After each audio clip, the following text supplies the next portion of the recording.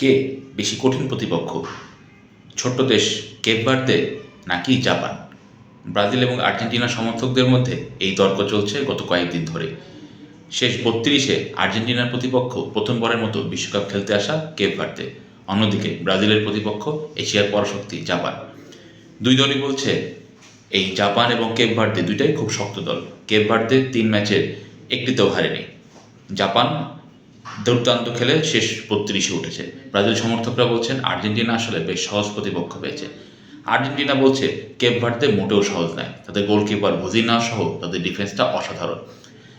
তারা বলছে যে না, জাপান আসলে তুলনামূলক সহজ প্রতিপক্ষ, কারণ এশিয়ার এই দলটি কখনো বিশ্বকাপে সেরকম ভালো করতে পারেনি। তো ব্রাজিল এবং আর্জেন্টিনার সমর্থকদের মধ্যে এই তর্কটা চলছে, কে আসলে বেশি কঠিন। যদি আমরা স্ট্যাটিস্টিক্সের কথা চিন্তা করি তাহলে অবশ্যই কেপ ভার্দের চেয়ে জাপান একটু কঠিন দল। তো মাঠের লড়াই আসলে কে শক্ত প্রতিপক্ষ হবে সেটা আসলে জানা যাবে সামনের দিনে। আজ ব্রাজিলের প্রতিপক্ষ জাপান, দুদিন পর আর্জেন্টিনা নামবে কেপ ভার্দের বিপক্ষে।